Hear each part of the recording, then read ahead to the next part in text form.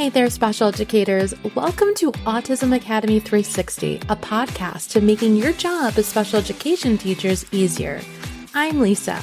And I'm Abby, a behavior specialist. And together, we have over 25 years of special education experience. And I'm a veteran autism teacher. We both are passionate about empowering you with practical teaching strategies and actionable tips and tricks that will help you thrive in your role. Whether you're a seasoned educator looking for fresh insights, a newbie navigating your first classroom, or a parent of a neurodivergent child, this podcast is your go-to resource for all things autism. So let's get started with today's episode. Hey, it's Abby, and of course, I'm back again with some more behavior info for you.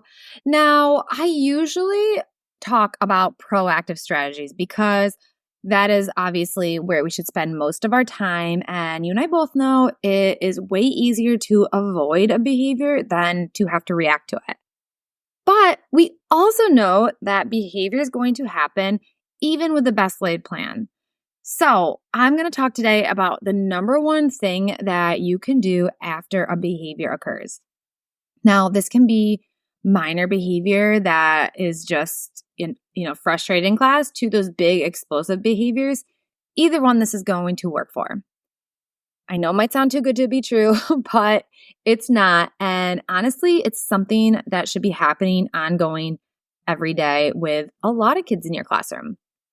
So this is going to happen after the behavior has already concluded. You and the student are both calm, regulated, and back to baseline.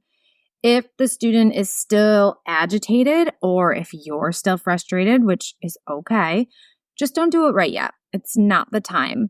It's really important to have a leveled conversation with the student and to be able to have this be successful. So what you have to do, your goal is to repair the relationship. So we both know how important it is to build relationships. You've put so much work, so much time into connecting with this kid. A behavior happens, and even if you were calm, cool, collected, there still needs to be a repairing of the relationship because the student might be worried that they harmed the relationship. So you have to find a quiet location. You want this to be private. And you're going to sit down and you're going to talk about it with them. You're going to first start off by asking them to tell the behavior incident from their point of view. You want to hear how they perceived it. You want to hear the triggers. You want to hear the actual behavior. You just want to get it all. Now, when you first are working with kids with this, they're going to say, oh, I just hit someone, or I didn't do anything, right? They might be standoffish because this is also a skill that they need to learn. I encourage you to do the most active listening here. So just giving some encouraging nods, some vocal encouragements like, oh, I get that. And just some like door openers like, oh, tell me more. What happened next? Try to avoid those closed off questions. Oh, did you hit? Did you run away? That doesn't get a lot. And that can seem a little bit aggressive to students, even if you're not meaning to. So you want to hear it from their side of the story. And I know kids might tell it wrong. They might have seen it totally differently. They might be saying, Johnny pushed me. I saw it, and that's why I decked them in the face. But you know that Johnny did not push them. You watched the whole incident. Now is not the time to correct that. The reason being is that's their reality. So yeah, you might correct them, but if that happens again and they perceive it to be happening, it's not going to change. They're not going to be like, oh, my teacher said that didn't happen. We need to get their response to change. So once you hear their side of the story, you want to name the emotion the student felt. So, oh, when Johnny pushed you, you got really angry. Because we're all going to feel these emotions. We are all going to have these even when the student is able to have better regulation skills. But at first, the student needs to identify the feeling within themselves. A lot of times these students, they don't even realize that that emotion has a name. And once they learn to identify those internal feelings, it's going to help trigger them to be like, oh, I need to use my coping strategies instead. So you want to make sure that you are naming the emotion and connecting it to that behavior. Then the next step is you want to ask them, say, hey, what is something you could have done differently? We know that punching Johnny isn't a good idea. He's your best friend. What is something you could have done instead? Now, as teachers, it's so hard for us to do this part because we want to give them the right answer. We want to help them. And you might have to do some coaching at the beginning, but you really want it to come from themselves.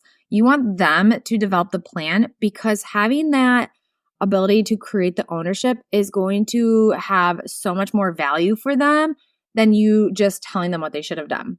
They are probably not going to remember something that you told them, but they're more likely to remember if they came up with it themselves. Now, finally, if you're able to, you should practice that strategy that they came up with, that alternative. Now, I don't mean with the student. Do some role playing. Make it quick. Just do it right between the two of you. And now, for some students, again, this is going to be hard at the beginning. This could be triggering again for them, but you want to be able to get there. All of these are kind of like the goals of what this conversation should be like. Now, the time of all of this could vary. So if you have a major behavior, you might have to have a little bit longer of a conversation. But if you have maybe a more minor behavior, like maybe they push their paper to the floor and they just refuse to do work for maybe 15 minutes, that can be a little bit quicker of a conversation. So you can have them right in the classroom. Just make sure they're private and you are connecting that emotion to the behavior. Now, it might be hard to do this because the student is becoming a little bit escalated. So a tip for that is to remain regulated yourself. So just being able to manage your own emotions and to not start to yourself get a little bit escalated or agitated, because students can just feed off of that. And if you need to, come back to the conversation again at a later time.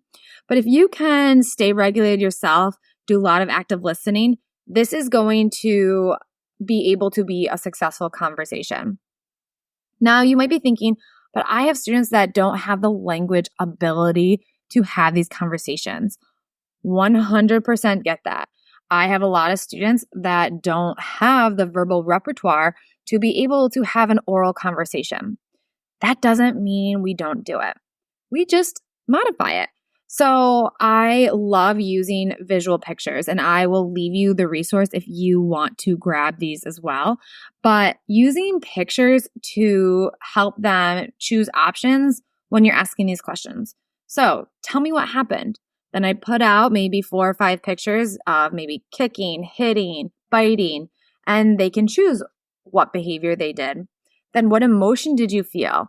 They might need help finding it, or they might be able to just pick it out. And then what could you have done instead in more appropriate behavior, a coping strategy, something like that, but making it so it's visual, so it is accessible to everyone. This is not only good for our students who are on the autism spectrum, but also students who have experienced trauma. This is a more restorative way to help students learn to connect those emotions and those feelings. And it's so much better than using a punitive approach. So the number one thing that you can do after behavior occurs is to repair that relationship. And you do that by having a conversation and connecting the emotions to the behavior.